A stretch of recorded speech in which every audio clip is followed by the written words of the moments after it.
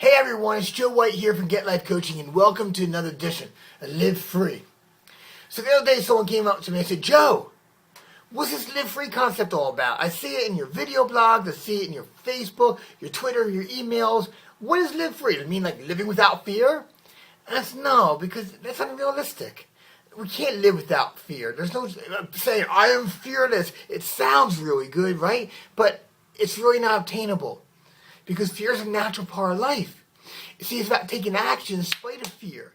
It's about raising the bar. It's about challenging yourself, pushing against that resistance. It's about living life on your own terms. Carpe diem. You name the platitude, but they're all true here. It's not being held back.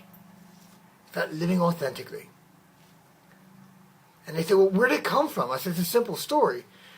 A while back, it was the summertime, and I wanted to run. I wanted to go for my normal run.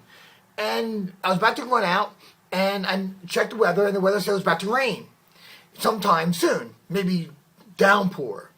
And I'm like, I looked out, it was nothing. It was a perfectly clear day. But it said it was going to rain. So I said, let me wait, because I saw a cloud maybe way off in the distance. So I waited an hour, 2 hours, and by 2.5 hours, guess what? It was dark. But it wasn't raining yet.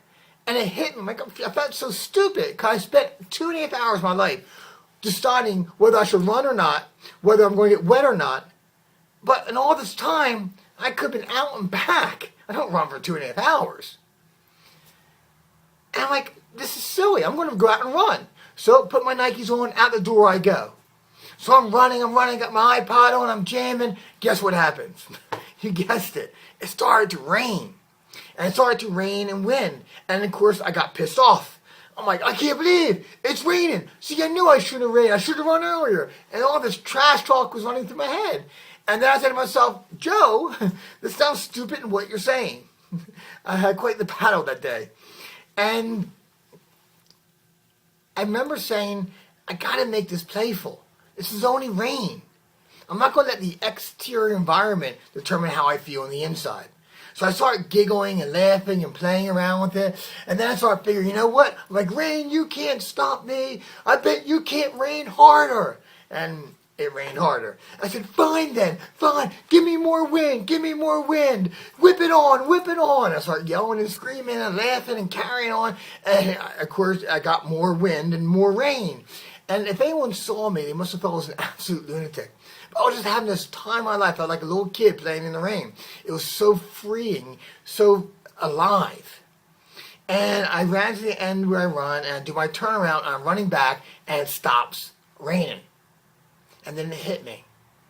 And it wasn't anything spectacular. It wasn't a double rainbow or anything like that. It was just absolutely, perfectly ordinary.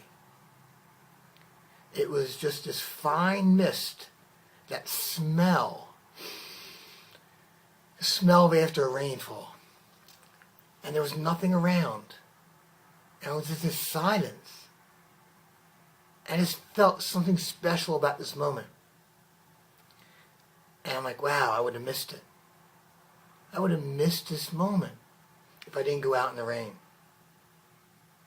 All because I didn't want to get wet. My God, that was silly. And then I started thinking to myself, what are other things I didn't do in my life?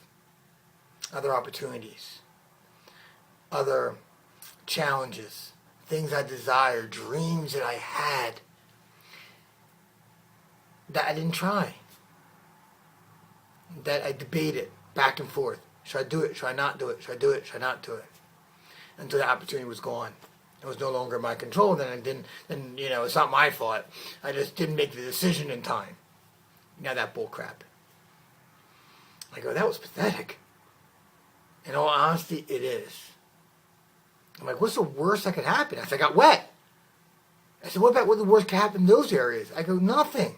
I would have learned something. I would have grown. And I started realizing that what we do, we begin insulating ourselves like in bubble wrap.